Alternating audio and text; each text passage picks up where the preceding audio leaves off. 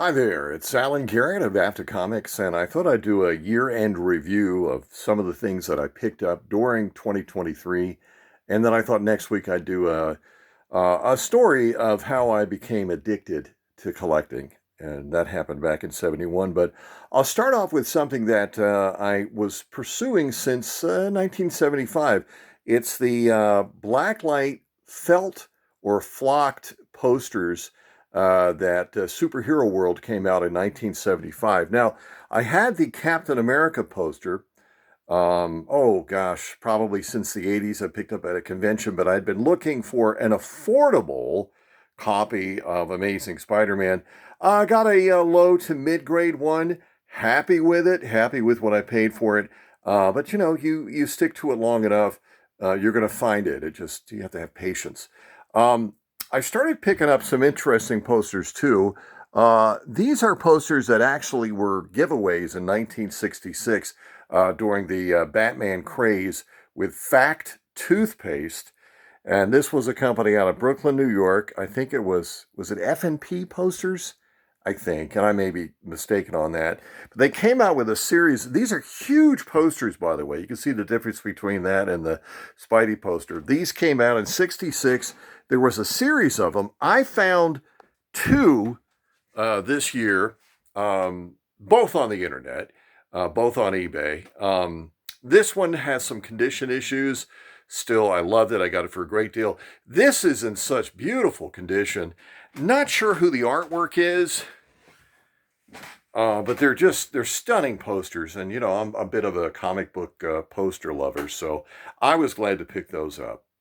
In terms of the comic front, I added more to the DC Super Packs since my last video. Picked up DC Super Pack C11, which features Supergirl #1. DC Super Pack B3, C7, various hues between 72 and 74. This is a really cool one, and I'm going to talk about this in just a moment.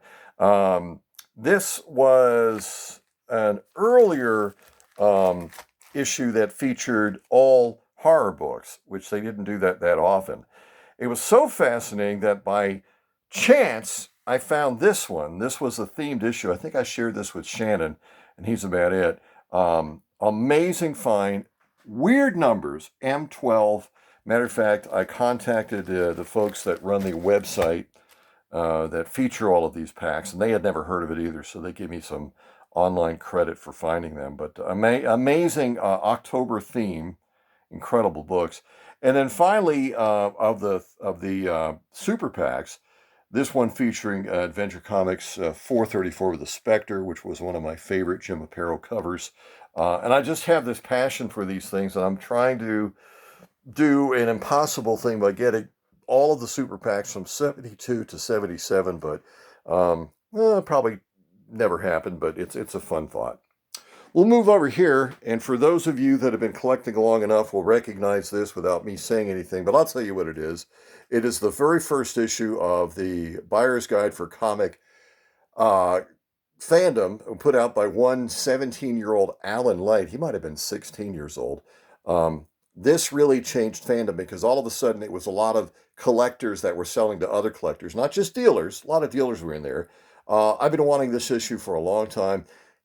It's like most things you can find, but do you want to pay that much for it? So my thing is to find something and then get it at a really good price, which I did there. I've started collecting the 1973 DC Hero Slurpee cups.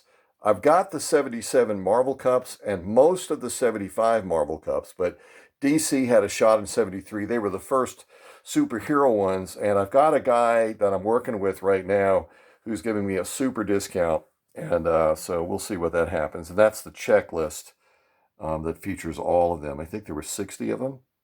Something else I picked up, which I thought was cool. This is a 1975 Line of DC Superstars bumper sticker, which I thought was pretty cool.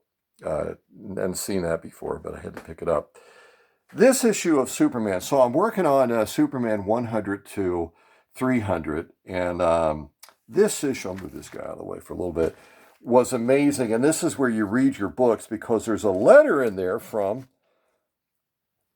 I think it's pretty cool, letter from Robert F. Kennedy Jr. thanking them for doing a story on his uncle, John Kennedy, President John Kennedy. And I just think, with Robert Jr. in the headlines, I thought that was pretty cool. More of the super PACs, which are now called DC Superstars. This one featuring a series of Weird War and Our Fighting Forces, and another one in the middle. I thought of Luther Manning when I thought of that one because he's a bit of a Weird War fan, and I just love the idea of these things being in their original packaging.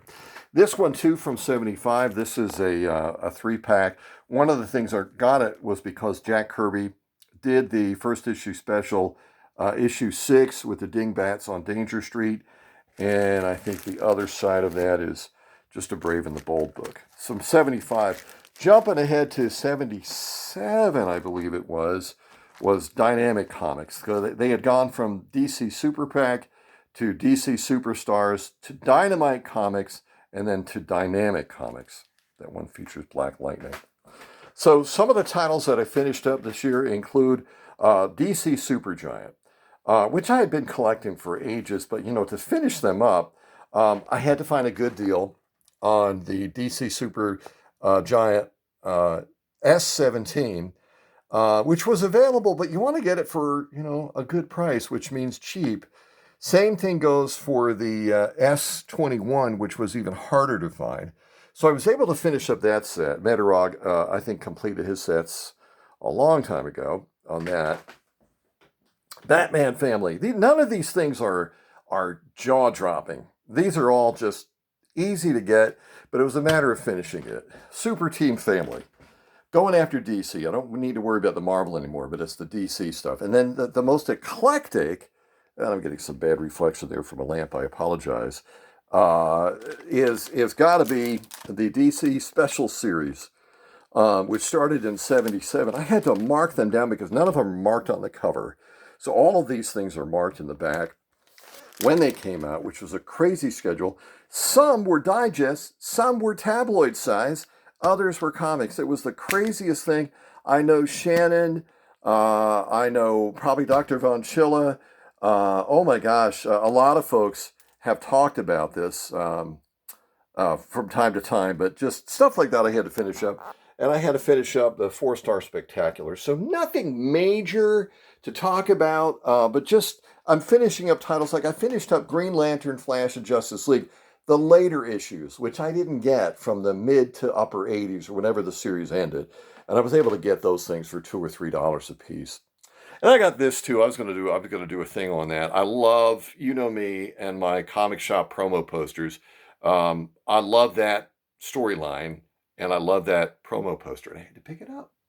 So that's it. That's my. It's kind of like, wow, Alan, you're not the collector I thought you were. But it's just I love. Oh, and I almost forgot. I finished up the 1971 Third Eye Inc. Blacklight puzzle series, and the one that I was missing was this one, was the Fantastic Four. Now I got all 6 of them. I've got the 24 greeting cards and the 24 posters and the 3 promo posters. Just excited. That was a biggie. I couldn't forget that. Anyway, that's my silly little video. I'll do another video in the new year about what I'm going after. And, you got to remember in January, February, March, I don't buy anything. But I'll have my little teaser video coming up. Hey, thank you. Merry Christmas and a Happy New Year.